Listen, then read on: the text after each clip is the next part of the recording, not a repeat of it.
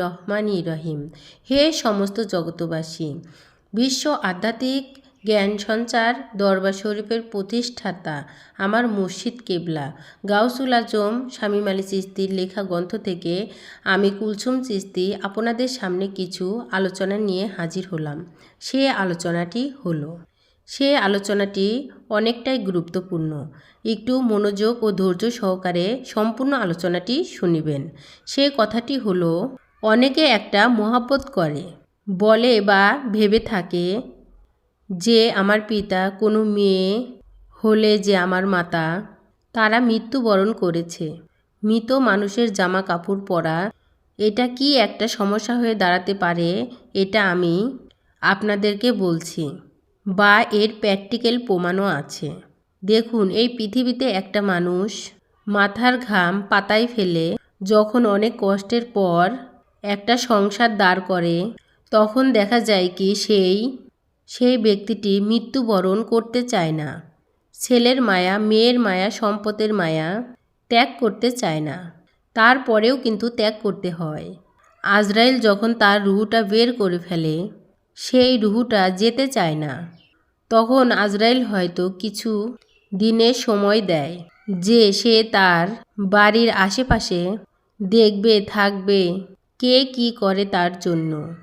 কোনো ছেলে মেয়ে কি তার জন্য কাঁদছে? কেউ কি তার জন্য আফসোস করতেছে? কে কি করতেছে? তখন দেখা যায় ছেলে মেয়েদের মধ্যে অনেকেই আছে, তাদের বাবা মা এদের জামা কাপড়টা সাজিয়ে গুছিয়ে রেখে দেয় এবং দেখা যায় এই জামা কাপড়গুলো হাতায় এবং সেই স্মৃতিকে মনে করে আর কাঁদে।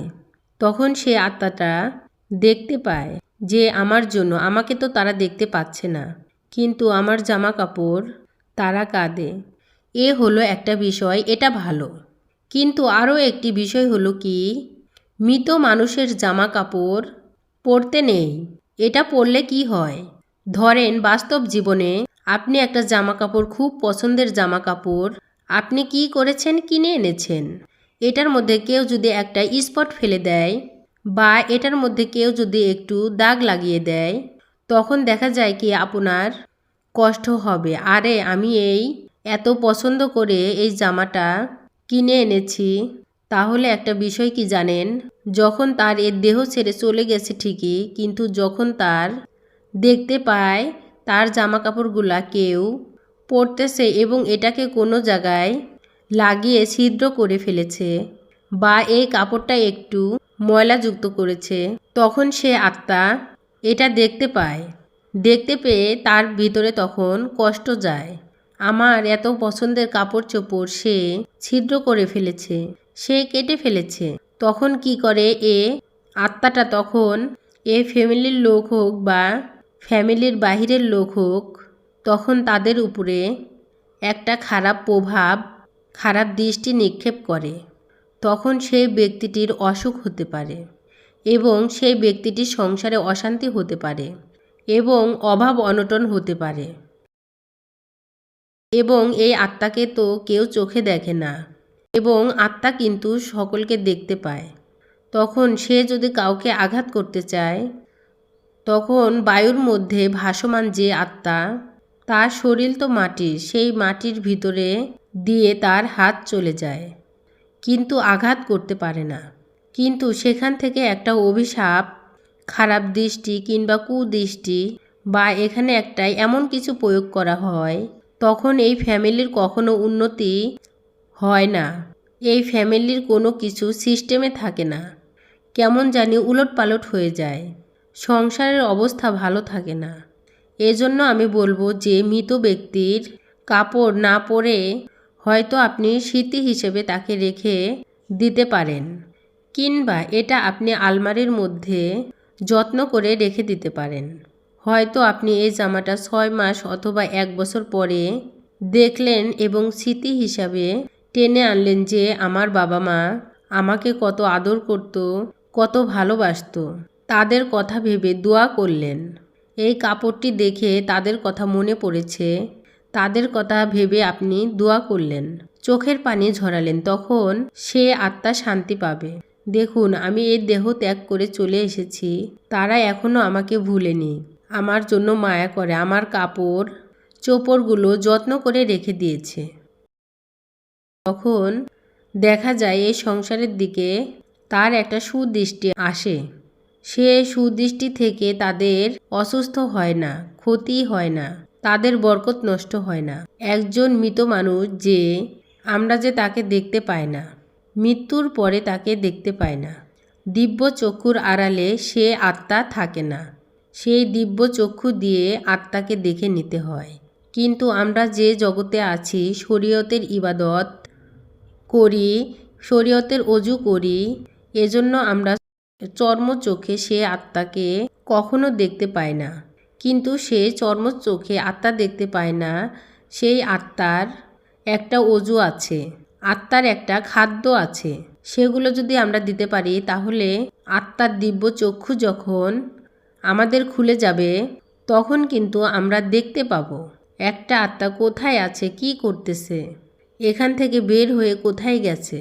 বড় বড় মহাসাধক যারা, তারা কিন্তু এই আত্মা দেখতে পায় এবং এই আত্মাটা কোথা থেকে কোথায় যাচ্ছে এটাও তারা দেখতে পায়। এজন্য বলি আমরা মৃত মানুষের কাপড় চোপড় পরব না, যদি পারি যত্নে রেখে দেব এবং সেই মৃত আত্মা আমাকে বা আমাদের জন্য দোয়া করবে যে আমি এই পৃথিবী ছেড়ে চলে এসেছি, তারা এখনও আমাকে মায়া করে, এখনও তারা আমার জামা কাপড়টা দেখে চোখের জল ফেলে এবং আল্লাহর কাছে দোয়া করে। এবং আস্তে আস্তে যখন সে আত্মাটা এরিয়া ত্যাগ করে চলে যাবে তখন দোয়া করতে করতে চলে যায়। আমার জীবন ধন্য, আমার ছেলে মেয়ে, আমার নাতিপুতিরা আমার জন্য দোয়া করে, আমার জন্য কাঁদে, আমার জামাগুলো কি সুন্দর সাজিয়ে গুছিয়ে রেখে দেয়। তবে হে জগতবাসী, এই কথাগুলো আসলে জ্ঞানের বিষয়। শরীয়তের কথাগুলো, শরীয়তের ইবাদতকারী, শরীয়তের অজুকারী, শরীয়তের যারা আছে তারা এই কথাগুলো বুঝতে চায় না, ফসকে যায়। কিন্তু আমার কথা হলো, আমি আপনি দেহ নিয়ে দাঁড়িয়ে আছি, এই দেহ নিয়ে দাঁড়িয়ে থাকার কোনো ক্ষমতা নেই যদি আমার মধ্যে আত্মা না থাকে।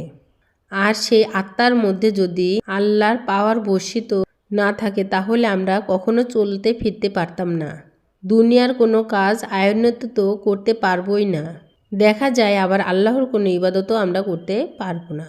তবে যতদিন আমরা বাঁচি আল্লাহর ইবাদত করব, আল্লাহর কাজগুলো করব এবং আমরা সামনে যেন এই কথাগুলো চিন্তা ভাবনা করি, আমরা মানুষের সেবা করে যেতে পারি এবং যে মানুষের সেবা আমরা করব সেই মানুষ কিন্তু মৃত্যুর পরে আমাকে, আমার জন্য কাঁদবে যে এই লোকটি বেঁচে থাকতে আমাকে সাহায্য সহযোগিতা করে গেছেন, সে ভালো পথ দেখিয়েছে।